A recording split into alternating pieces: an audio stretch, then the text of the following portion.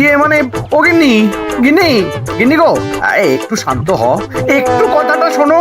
না না, আমি আর কিচ্ছু শুনবো না। এক সপ্তাহ সময় দিচ্ছি, তার মধ্যে মহারানীর মতো ওই সীতাহার আমার চাই চাই চাই। আহ, কিন্তু গিন্নি ওটার যে অনেক দাম, আমার কি আর মহারাজের মতো অত টাকা আছে বলো?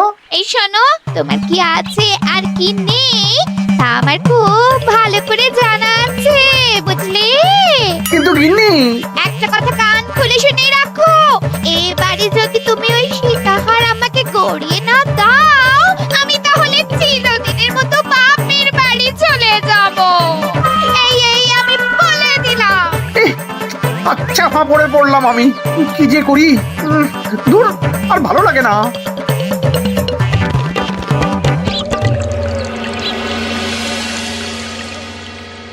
আজকে তোমাদের সকলের কাছে আমার একটা প্রশ্ন আছে। বলুন মহারাজ। আচ্ছা, ধরো তোমরা যদি এ রাজ্যের লোক না হতে, অন্য কোনো রাজ্যের হতে, তাহলে তোমাদের কাছে কৃষ্ণনগর কেমন মনে হতো?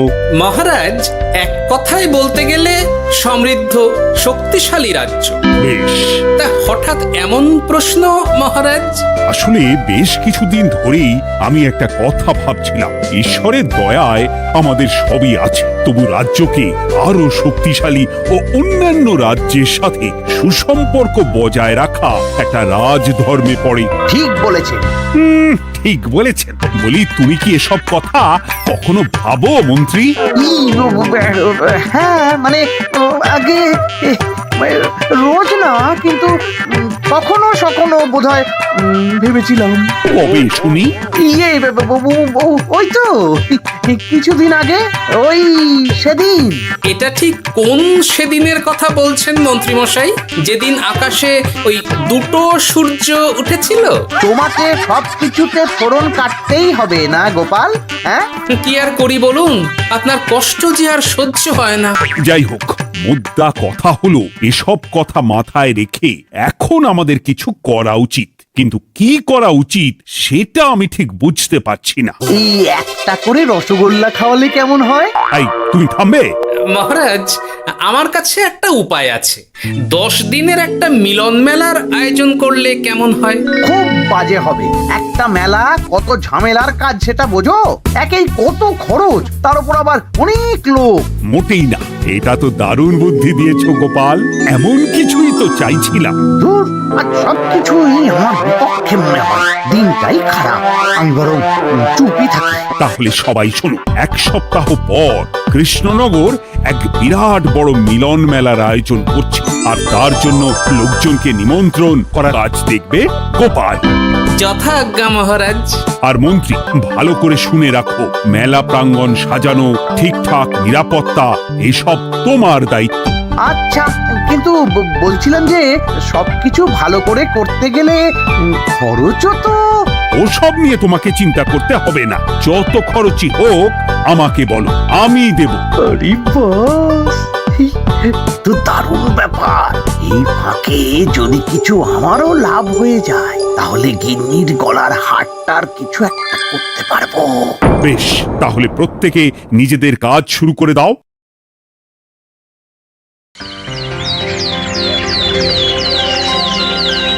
শোনো শোনো শোনো, 1 সপ্তাহ পর কৃষ্ণনগর মেলা প্রাঙ্গণে অনুষ্ঠিত হতে চলেছে 10 দিন ব্যাপী মিলন মেলা। সকল গ্রামবাসীকে এই মেলায় আসার জন্য আমন্ত্রণ জানানো হচ্ছে। শোনো শোনো শোনো।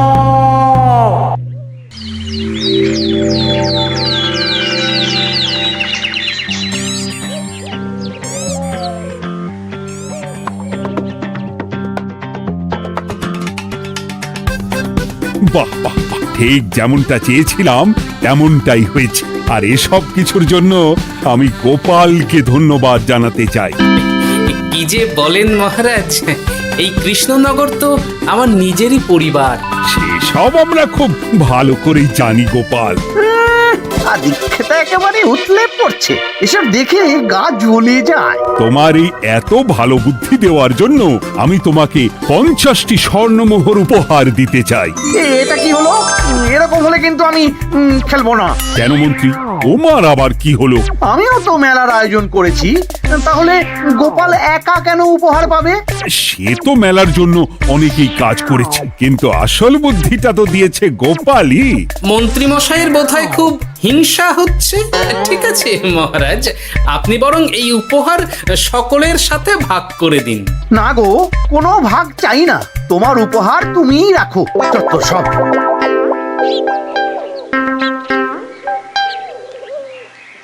আমার কি এত খারাপ দিন এসেছে নাকি যে আমাকে গোপালের থেকে পুরস্কার নিতে হবে? অনেক হয়েছে। না না না, এবার আমাকেই কিছু ভাবতে হবে মনে হচ্ছে।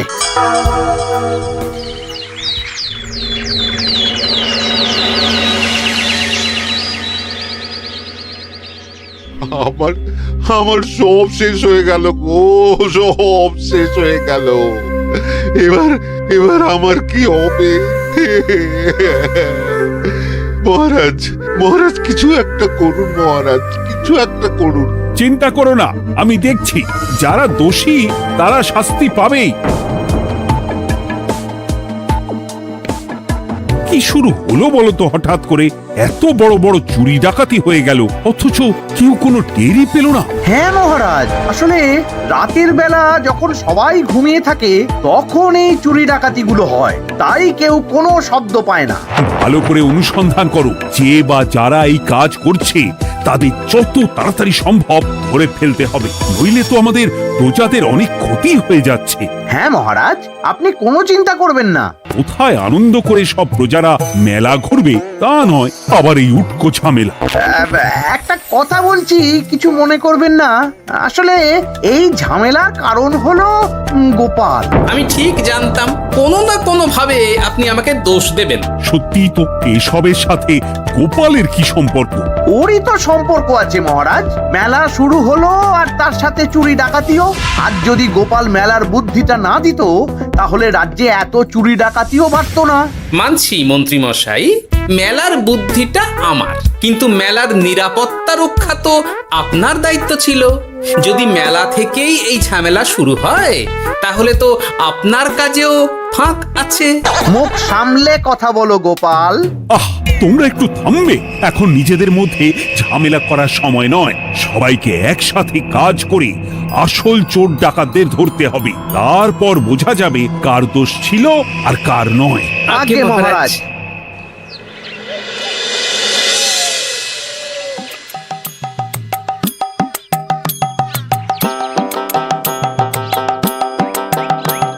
এই তো তুমি এসে গেছো। তাড়াতাড়ি মুখ হাত ধুয়ে বসো, তোমার জন্য একটা জিনিস এনেছি। বলো কি জিনিস? আরে আরে একটু অপেক্ষা করোই না, আমি আনছি। হ্যাঁ বেশ, আনো তাহলে। এই নাও, খাও। মিষ্টি দই। হ্যাঁ গো, খেয়ে দেখো তো কেমন। হ্যাঁ? দারুণ সুন্দর স্বাদ তো গিন্নি। কোথা থেকে এনেছো? ভালো, মেলা থেকে এনেছি। ও জানো, বিনা পয়সায় গো। বিনা পয়সায়? তা কে দিল শুনি? আরে সুজন দইওয়ালা, বড় ভালো ছেলে। শুধু আজ নয়, ও রোজই মানুষকে ভালোবেসে না বিনা পয়সায় দই খাওয়ায়। হ্যাঁ বাবা, বেশ অবাক করা কাণ্ড। আসলে সুজনের দেশের বাড়িতে অনেক জমি জমা, গরু মোষ আছে। ও তাই বলে ওর টাকা পয়সার নাকি কোনো দরকার নেই, তাই ও বিনা পয়সায় খাওয়ায়। হ্যাঁ বুঝলাম। বাবা, খুব ঘুম পাচ্ছে এখন। ও গিন্নি, শোনো না, আমি বরং একটা ঘুম দিই এখন, বুঝলে? তুমি বরং বিকেলে আমায় একটু ডেকে দিও, ওর কাজ আছে। আচ্ছা বেশ। তোমাদের জন্য সেটাই ভালো, কারণ এমনিতেই মহারাজ চোর ডাকাত ধরার জন্য প্রহরীর ব্যবস্থা করছে পুরো রাজ্যে। না না না, সে নিয়ে আপনি চিন্তা করবেন না।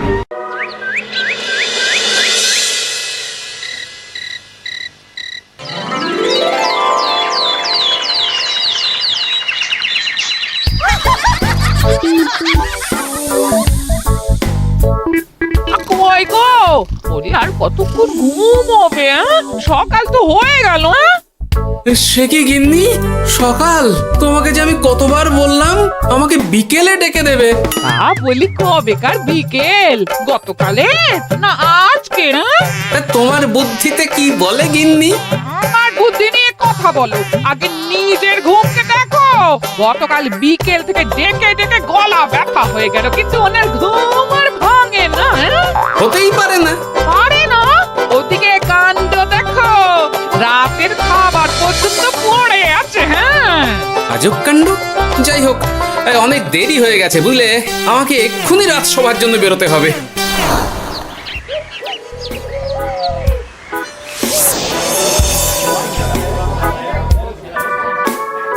বাবা, এত ভিড় কি আছে এখানে? একটু কাছে গিয়ে দেখি তো। সত্যি সত্যি ভাই সুজন, তোমার হাতে জাদু আছে। এত সুন্দর মিষ্টি দই, এ স্বাদ ভোলার নয় ভাই। আচ্ছা, তাহলে এই হলো সুজন দইওয়ালা। ভালো মিষ্টি দই আছে, নেবে নাকি গো? পয়সা লাগবে না। জানি তো, সত্যি দারুণ স্বাদ এই দইয়ের। আমি খেয়েছি তো। তবে আজ নেব না গো, কাল এসে নিয়ে যাবো। আচ্ছা আচ্ছা আচ্ছা।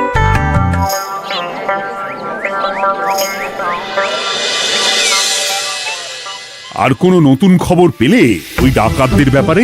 না মহারাজ, এখনো ঠিক ধরতে পারিনি। ওরা বোধহয় বুঝতে পেরে গেছে যে আমরা খোঁজ করছি। মহারাজ, আমার মাথায় একটা নতুন বুদ্ধি এলো। রাতের বেলা করে সব বাড়িতে পাহারা দেওয়া শুরু করলে কেমন হয়?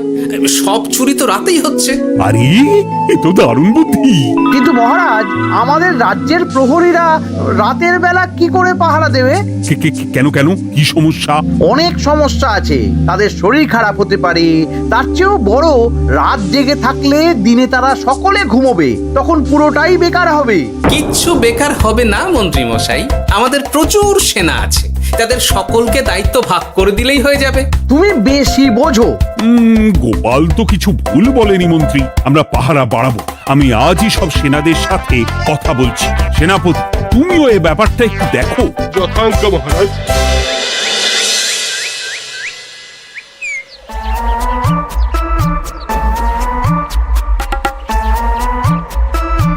চোর ডাকাতদের ধরার জন্য যদি একটা সূত্রের হদিশ পাওয়া যায় তাহলেই কেল্লা ফতে, কিন্তু সেটাই পাওয়া যাচ্ছে না বলেই এত সময় লাগছে। আরে, ওটা মন্ত্রী মশাই মনে হচ্ছে না? আড়ালে দাঁড়িয়ে এরকম কার সাথে কথা বলছে? এবার আমি যা বলছি ভালো করে শোনো। আজ রাতে মেলার পিছনের দিকে যে মাঠটা আছে সেখানে চলে এসো। বাকি কথা ওখানেই হবে। এই জায়গা নিরাপদ নয়। বেশ রহস্যজনক ব্যাপার। মেলার পিছনের মাঠ বলল না? রাতে আমাকেও দেখতে হবে কি হয় সেখানে।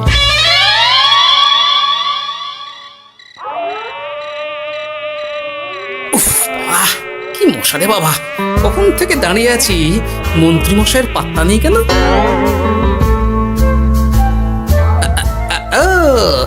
ওই তো চলে এসেছে।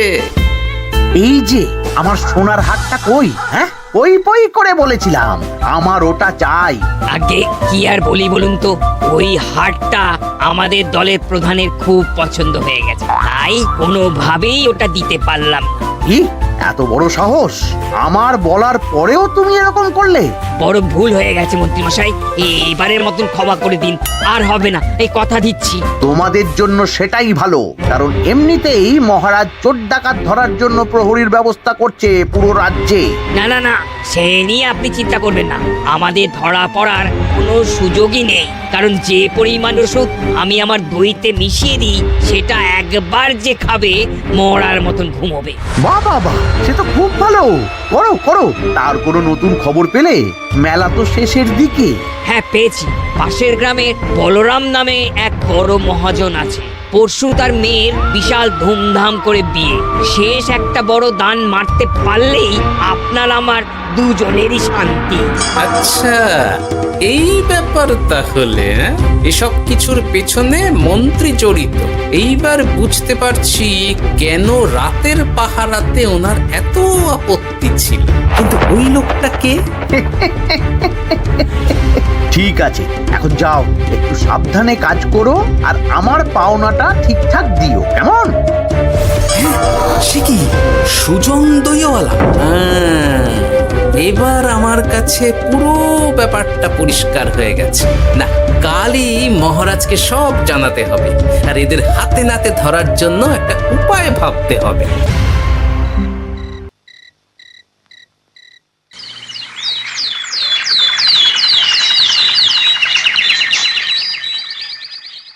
আরে এসো এসো, তোমার জন্যই তো অপেক্ষা করছিলাম। কি এমন জরুরি কথা আছে যে একান্তে দেখা করতে চাইলে? কোন মুখে বলি মহারাজ, সর্ষের মধ্যেই যখন ভূত তখন আর কি। মানে একটু খুলে বলো তো কি হয়েছে? আমাদের রাজ্যের এই এত বড় বড় চুরি ডাকাতির পিছনে কারা আছে সেটা আমি জানতে পেরে গেছি মহারাজ। হ্যাঁ, এ তো দারুণ খবর। তাহলে আমরা এখানে কি করছি? এখনই তাদেরকে গিয়ে বন্দি করি? না মহারাজ, আমাদের হাতে কোনো প্রমাণ নেই, তাই ওইভাবে বন্দি করতে পারবেন না। কেন বলো তো, কারা আছে পেছনে? সেটা আপনি নিজের চোখেই দেখে নেবেন পরে। তবে এটা জানিয়ে রাখি, আমাদের মন্ত্রী মশাইও যুক্ত আছেন। কি? আমাদের মন্ত্রী? এত বড় বিশ্বাসঘাতকতা! আমি এখনই নিজের হাতে ওকে বন্দি করতে চাই। না না না না মহারাজ, সেটা করলে বাকি ডাকাতদের ধরতেই পারবেন না। তাহলে উপায়? আমি জানতে পেরেছি এই ডাকাতদের পরের নিশানা হলো পাশের গ্রামের বলরাম মহাজনের বাড়ি। বলরাম মহাজন? কাল তোর মেয়ের বিয়ে, আমাদেরও তো নিমন্ত্রণ আছে সেখানে। তাহলে তো আরোই সোনায় সোহাগা। শুনুন মহারাজ, আমার মাথায় দারুণ এক বুদ্ধি এসেছে। সে কি? হ্যাঁ, আপনি কোনো চিন্তা করবেন না, আমি শুধু যা বলছি সেটা করুন, বাকিটা আমি সামলে নেব। তবে দেখবেন যেন মন্ত্রী মশাই এসবের কিচ্ছুটি টের না পায়। বেশ বেশ বেশ।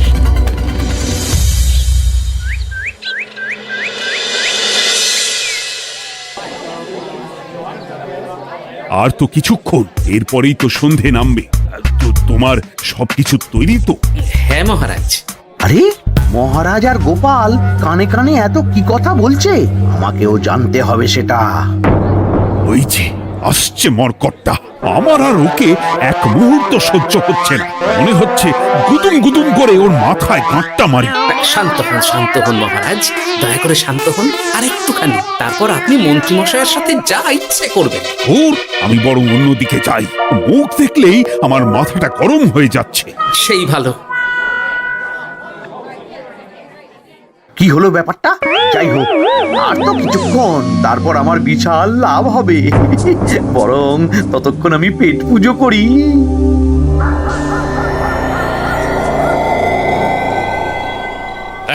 যা যা দামি জিনিস আছে সব দিয়ে দে। এই তো খেলা শুরু। এবার আর আমায় পায় কে? ও বাবা, এরা আবার কারা? সত্যি গোপাল দারুণ চাল চেলেছে। এই তোমরা এখানে কি করতে এসেছো? কেন, তোমরা যা করতে এসেছো? ডাকাতি? এমন তো কোনো কথা ছিল না। কার দলের লোক তোমরা? মন্ত্রী মশাইয়ের দলের লোক। এই রে, কি বলছে সব? কোথায় কোথায়? এই মন্ত্রী মশাই, এই কি বলছে এরা? আপনি দু নৌকোয় পা দিয়ে চলছে, আমরা থাকতে আপনি আরো এক ডাকাতের দলের লোককে ডেকেছেন। কি মন্ত্রী? শেষে কিনা তুমি? কি খেয়েছে রে, আর বোধহয় বাঁচতে পারবো না। কই, চুপ কেন? বলুন, মন্ত্রী মশাই সোনার হার ডাকাতি করে আপনাকে দেওয়ার জন্য এখানে ডেকেছেন। কি সোনার হার? আমাকেও তো একই কথা বলেছে। আপনি আমাদের থেকে খবর নিয়ে অন্য দলকে কাজ দিয়েছেন। না না, মিথ্যে কথা। কিসের মিথ্যে? আপনি ছাড়া তো আর কেউ জানতো না এখানের কথা। না গো, আমি শুধু তোমাদেরকেই কাজ দিয়েছি একদম শুরু থেকে। আর কোনো ডাকাতের দলকে আমি চিনি না, আমি তো নিজেই প্রথম শুনছি। মন্ত্রী, লজ্জা করে না তোমার? তুমি আমার প্রজাদের এইভাবে ঠকাচ্ছিলে। মানে মহারাজ আমি আসলে অনেক হয়েছে মন্ত্রী মশাই, আপনি ধরা পড়ে গেছেন। প্রহরী, বন্দি করো সবাইকে, আর মন্ত্রীকেও। আমাকে ক্ষমা করে দিন মহারাজ, আমি ইচ্ছা করে এটা করিনি।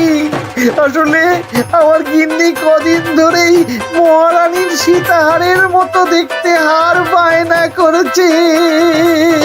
তার জন্য তুমি নিজেদের লোকেদের থেকেই চুরি করবে? আর কি করব বলুন, এক সপ্তাহের মধ্যে হার না দিলে বাড়ি ছেড়ে চলে যাবে বলেছে। তাই আমি এখন আপনি যেটা করেছেন সেটা যদি আপনার গিন্নি জানতে পারে তাহলেও বাড়ি ছেড়ে চলে যাবে। শাস্তি তো তোমাকে পেতেই হবে মন্ত্রী। আয়, কে আছো? শোনো, মন্ত্রীকে মুখে কালি মাখিয়ে গাধার পিঠে বসিয়ে সারা রাজ্য ঘোরাও, এটাই ওর যোগ্য শাস্তি। আর গোপাল, তোমার বুদ্ধির প্রশংসা করতেই হয়। তোমার পুরস্কার আমি কাল রাজসভায় দেব। দূর দূর, জীবনে বিয়ে করাই ভুল হয়েছে আমার।